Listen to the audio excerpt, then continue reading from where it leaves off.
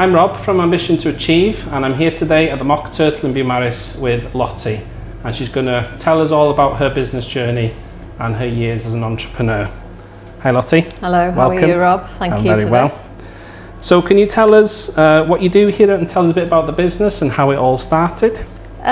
We are really started off as a gift shop, sort of wanting to be locally made crafts, artwork and ceramics. But I've always had this obsession with pop art, memorabilia, history, so it became quite quickly a split of the two shops almost. The front bit being quite touristy, the back end became very quickly Taylor Swift, Harry Styles and the Beatles, and that's what made it take off like a rocket. We became known for our quirkier things as well, sometimes quite rude, but mainly the Taylor Swift and Harry Styles. That's what turned this business into what it is today. Okay, I mean, I was looking at the mugs just before we sat down. Some of them are quite yeah, they're made quite by fun, aren't they? Keith Brymer Jones, who bought the chapel yeah. recently. He's coming here very soon actually to do like a demo on his wheel and sign some books and things.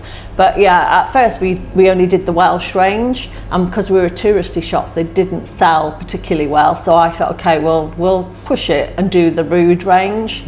And yeah, up until recently that was one of our biggest sellers in America. Right, we were sending about 60 odd a week to America, but we've stopped now because of the tariffs, but it's still a huge seller in store because everyone knows if you want a Rude mug, come to Lotti's shop. Cool, yeah, I was looking at some of them. I might pick some up on my way out. Yeah, they are quite shocking, but the words face you as you drink, so you know, if you're on a Zoom call you wouldn't see the wording on it. So they're work safe then, home working safe, safe, unless you're left-handed obviously. Well, then it's facing outwards, but yeah, they're definitely, apart from Taylor Swift, they're our biggest seller. Okay, cool. So we're sat in the cafe bit here. So this is part of the business, is it? It's one whole business. We didn't have it originally. It was a beauty salon, and when that became vacant, we took it on, knocked through, and it was going to be like a pop cafe. We were going to have, you know, Beatles, all sorts of memorabilia here, but the Taylor Swift thing was huge at the time and still is. So we just decided to do it quite girly with a disco ball, got an artist in to paint the walls, and made it Taylor Swift Cafe. August is one of her songs, and we did actually open in August, which was a coincidence. Right. And fully booked throughout summer, weekends fully booked. In the week we get the coach trips and the tourists who don't realise it's a Taylor Swift shop, but yeah, it's really popular. Yeah. We do some mean afternoon teas in here. Yeah, we'll have to drop in and have maybe next time we could do a taste test as the follow-up interview.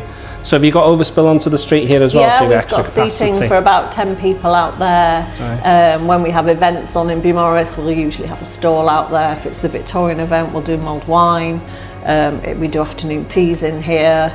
We have all sorts of events going off in Beaumaris throughout the year, so we always try and get involved in that. Yeah, it's cool, isn't it? Yeah, it's a bit different. Yeah, it's you know, you look at, I mean, there's a number of cafes here in Beaumaris, isn't there? There's traditional afternoon tea kind of places and tea rooms, but you know, this hits the mark really for being very different. And would you say maybe the customer that come here are quite young because of the Taylor Swift link? It's weird. I mean, we had Taylor Swift's European manager in not long ago, and she said she'd never seen anything like it. I think we're the only Taylor Swift themed cafe in the UK. I know there are a few abroad, but the Swifties love it because they come and they can just ask us to put whatever music on they want. They can do their own playlist. They can make friendship bracelets. That's a big thing for Swifties because they exchange them. Yeah. They have, the drinks can be Swiftie themed, the cakes are Swiftie themed, the tables, as you see, and then after they finished having their coffee and cake, that wall is very Instagrammable, that we've had an artist do. For content and stuff. Yeah, and then they go in the shop and buy all their Swiftie merchandise. Yeah, not only Swiftie, you know, we do play Harry Styles sometimes, a bit of Beatles, it depends, but mainly Taylor Swift. We have Taylor Swift parties in here, afternoon tea events, and we do friendship bracelet making. You know, people can just come in and make a bracelet if they want. Yeah, sounds cool. It's quite different. Yeah, would you say it's well supported by local trade or locals come in and love the shop for the cards, the quirkiness. there's not that many Swifties locally. They tend to go to the cafes, like the community centre cafe and things like that. There's like a hub there. But yeah, we definitely have locals coming in. They tend to be a lot younger though. Yeah. And some Swifties, you know, they're my age and upwards, because they remember her early stuff from when she was 15, 16. So you know, she's like 37, 38 now. So yeah, it sort of spans all ages. A lot of men love her as well. But you know, the coffee and cake is good, so people come in for that as well, oblivious to the fact it's Taylor Swift. It's Taylor Swift, yeah. We might have to get a photo on the Instagram on the wall Instagram before we finish. That'd be cool, popular. wouldn't it? Yeah, that appears on Instagram a lot. You use that as our thumbnail, maybe. Yeah, the whole place appears on Instagram a lot. You know, someone's always tagging us in something. Yeah, I'll get some photos and video it before we leave, so we've got it included in. Well, if ever Taylor's doing something like her film's being launched or her engagement, we'll theme everything out for that event, and people come here, come like a shrine to them, you know. Yeah. So yeah, it's popular. So if we take it back now, obviously to the early days, you said you've been here 4 years? We opened this shop coming out of COVID, so 2021. So coming up to about 5 years. We were still sort of partly in lockdown, but they were allowing a bit of opening up, and that's when we opened this. Very quietly, really, you know, just opened it, and it was, people were coming in, curiosity more than anything, but as soon as people started Instagramming and tagging us and the Taylor Swift thing, then she was doing her Eras tour, it probably exploded then. Yeah. We went viral several times, and it just been nuts ever since, really. It can be quite overwhelming at times, because it is literally just me who runs it all. Obviously we have great staff, but I do all the business side of it as well. I do all that, the ordering, I do all the packing, I do everything. So yeah, it's a lot of work. Yeah, I can imagine. So the shop itself, and on the other side, what was the inspiration to start that business? Because you're an accountant originally, aren't you, for many years? 30 years. Wow. Started doing that when I was about 18. Loved it. Worked for an accountant, then set up on my own in the early 2000s. And I just thought, you know, there is no accountant in Beaumaris. There wasn't. So very quickly it grew. Yeah. And we pretty much had most hotels, restaurant, pubs in the area, employed a lot of local people. And then through lockdown, I did 80-hour weeks, and my little girl at the time was very small, and everyone else was enjoying their garden. We worked more than ever as accountants, and coming out of it, I just thought, I don't want to do this anymore. I'd worked way too much, missed too much of my little girl, and I thought, I'm done with this. Yeah. Put the feelers out, and I think the week after it was sold, gone. So yeah, that was probably one of my best choices I ever made, was to retire from accountancy. But because of having that knowledge over the years, I don't need to employ an accountant, which you saves can do it all in-house, a lot can't you? of money. I can We do our imagine. own payroll, VAT, taxes, accounts, because I know how expensive accountancy fees can be. So yeah, but that's an added pressure as well, you know, because I do all that. And there is a lot of paperwork in this business, an awful lot. But it's fine, you know, I manage my time enough that I can still spend time with my little girl, and I don't work 80-hour weeks anymore. Yeah, that's got to be a good thing, and you know, positive work-life balance. I mean, it's well, there was none before, absolutely none, not through COVID, because everyone was relying on us to keep their businesses going. This is totally different. It's a different type of stress, because you've got to make sure the cash flow's there, that you don't overstock, that you always end up with stuff you can't sell and you have to virtually give it away. So it's a totally different ball game to accountancy. You do your work, there's no overheads because it's all labour and you get paid. So yeah, I used to spend years telling my clients don't go into retail, and then I go and do it myself.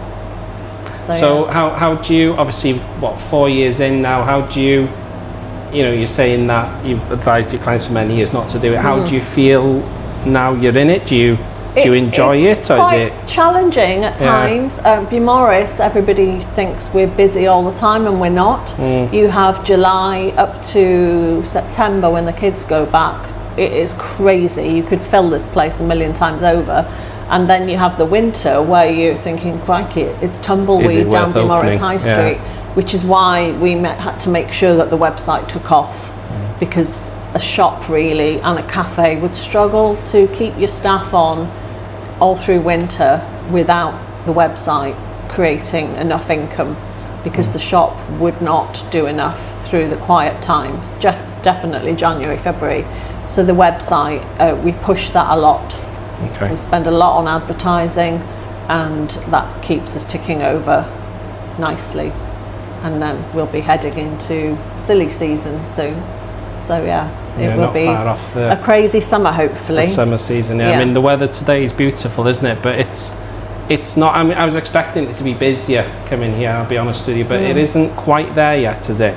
Friday's never a good day, even in the height of the season, because it's changeover day. Changeover with the holiday homes. So everyone leaves early in the morning. The next visitors don't arrive till late evening, afternoon. So it's not. I mean, it's busier than I expected today, but it kicks off properly May half term.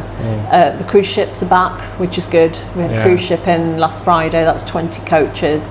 They all wanted coffee, cake, and souvenirs. So that was, and we're in a good spot here because they all get dropped off outside. They go in the castle and then they come in straight here. Out into so it's a perfect, as you say, as they come out the castle there, or even if they're on the castle square, it's the first shop that you can see really around the corner. They all want their coffee, they want their magnet or a tea towel or a postcard, and then because they're American, most of them, they're shocked to see Taylor Swift. So they're there FaceTiming their grandkids, and they usually end up buying a load of stuff, which is quite ironic because most of the stuff we buy comes from America. So then they take it back. Taking it back with them, like a full 360. Yeah, it is quite fun to watch though. But they just can't grasp why there's a Taylor Swift shop in Beaumaris. It's interesting though, isn't it? So what would the typical day look like for you? I mean, you've spoken about previously 80-hour working week. What does a typical day look like for you now?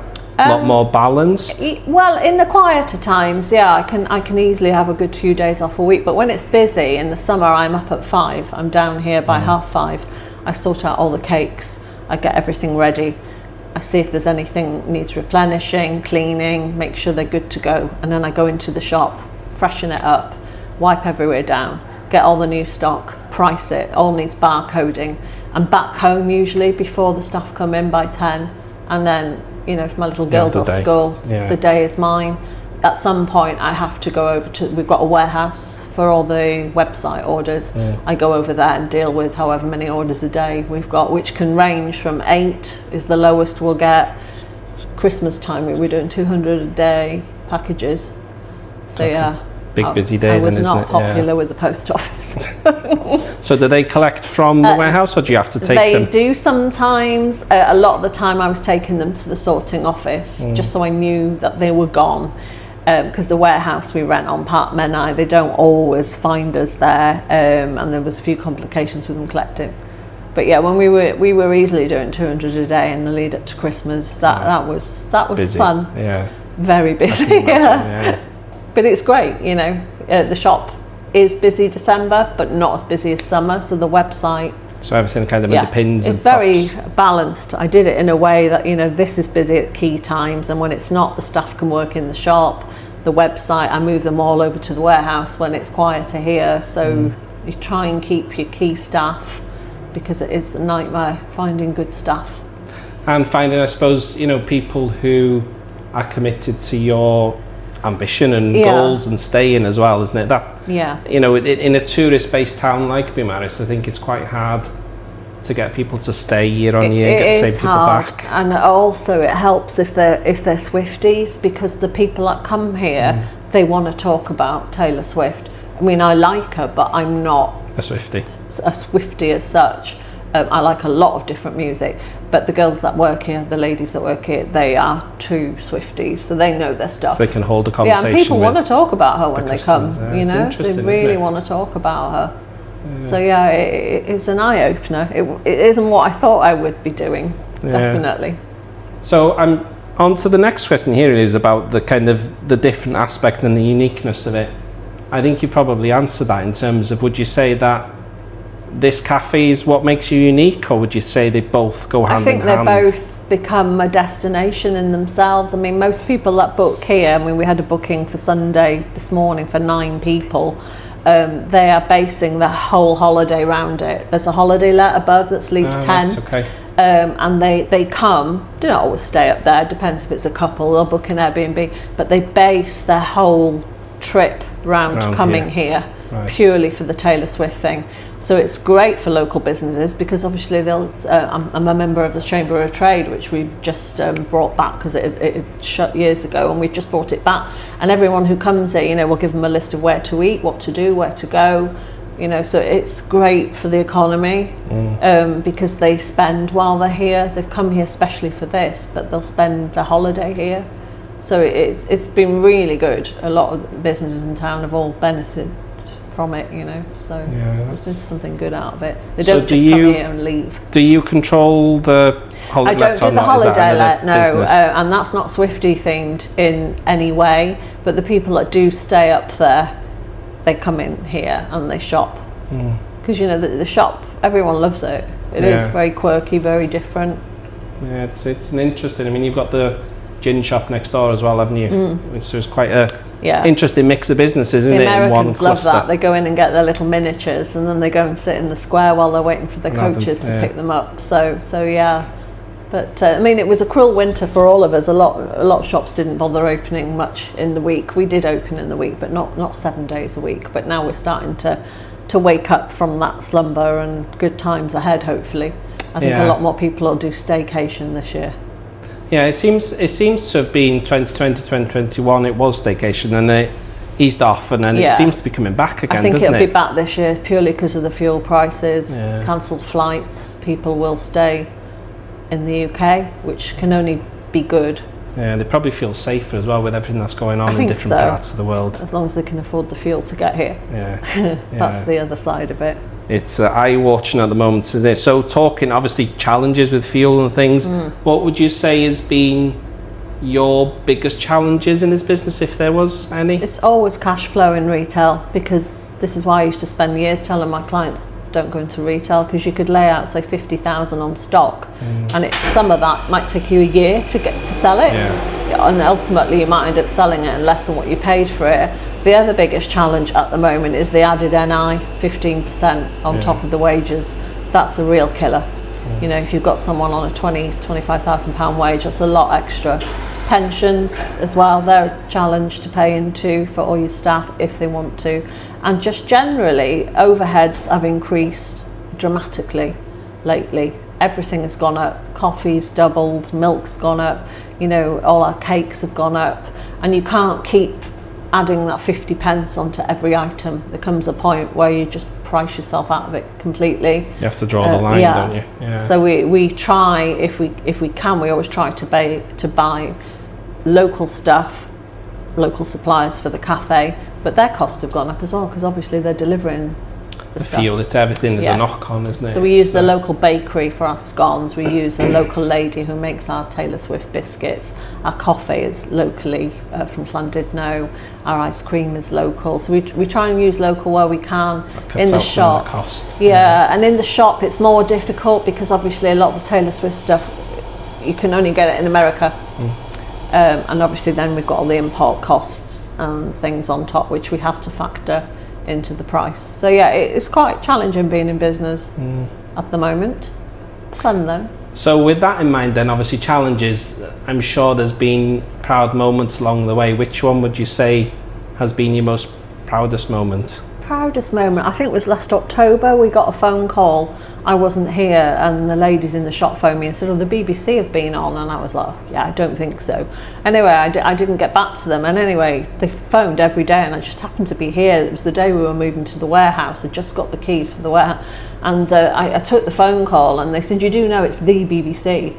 We want to do like a full piece on you, spend the day with you, film you, interview you. And I was like, the BBC? And they were like, yeah. I was like, okay, when? She went, today.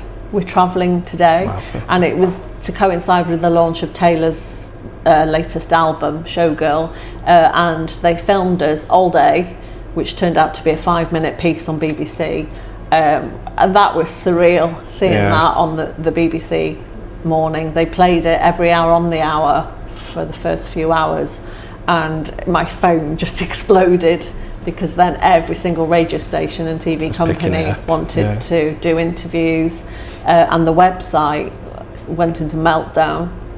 So that was when you think, oh my God, okay, I wasn't so mad then to go down the Taylor Swift route.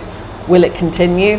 Who knows? She's getting married, she's going to have babies, so we've already developed our clothing range for babies. Ready for that, yeah. I'm sort of thinking ahead all the time. I know this year's going to be more Harry Styles, so we've just put in a big order for Harry Styles things. I'm always looking for the next trend. It was Stranger Things a couple of months ago. Anything to do with Wuthering Heights has been big for us. So anything that's current, I try and do it, get ahead of it and get the orders in, so that we have the stock ready for when these things are released. But yeah, I mean, proud, I would say, is my little daughter, who's 10, just saying, you know, I see how hard you work, Mummy. I'm not sure if I want to take it over one day though. And I work less than I used to, you know. So, but yeah, just seeing the joy it brings her when she comes in and makes herself a Mr. Whippy. That's really nice. That's what it's all about, really, isn't it? Your kids and your family, and having that balance, and you know that your family are proud of you. So with that pride in mind, then, are they the things that kind of keep you going when it is difficult? You know, we've spoken about cash flow, spoken about the quiet winters. I mean, when it's quiet, it's quite nice, because I get to spend a lot of time with my dad, which is really nice, because, you know, I didn't see that much of him growing up because he worked away. So that's lovely, because he lives with us now, and we're really, really close. So when times are quieter, I get to have a breather, and I'm quite wise. You know, I know that you make a lot in the summer, but that those 3 months of being crazy busy keep you going till Christmas, where you have your Christmas boom. Going into January, keeps you going till Easter, doesn't it? The Christmas boom. And you know, if you don't have the Christmas you expect, you can go into January. But I'm quite wise in how I monitor it and keep the stock. I'm sure being an accountant, you've got probably a closer, keener eye on everything. But it's so difficult not to overspend, because you see the things and you're like, oh God, you know, you can easily overstock. Hence why we do have a warehouse that's full of stock, but that's mainly the website, you know. So, and we have 2 rooms up here that are quite heavily stocked, but we try not to overstock, because it's just money sat on your shelves. That should be in your bank. But yeah, it's a learning curve, definitely, because I've never done retail before. An eye-opening, I'm sure. So that brings us towards the end of the interview. A couple more questions, more so now about your years of knowledge as an entrepreneur. What advice would you impart to any of the viewers that are watching this video if they were looking to set up a similar kind of seasonal organisation as this? I would say do your research, look for something that no one else is doing. Don't make it so niche that nobody wants it, but make it different and unique and something people would travel for. And most of all, if you want to set up your own business, do it. You know, I spent many years working for someone as an accountant. It's good, but it's not the same as being your own boss. You have less time to yourself maybe initially when you're setting it up, because it's you setting up a business. You know, you might not get a wage for a while when you set up a new business, but it is the best thing. I could not work for anyone again. I mean, it's been 30 years since I worked for someone anyway, but it is the best thing to be your own boss. And when you see it working and you see that people love what you've created, it's just the best feeling. You know, that people love to visit what you've made, basically. It's quite special. And that's the journey of, you know, ambition to achieve. We always have these stories about ambition in action, and that's what you're doing.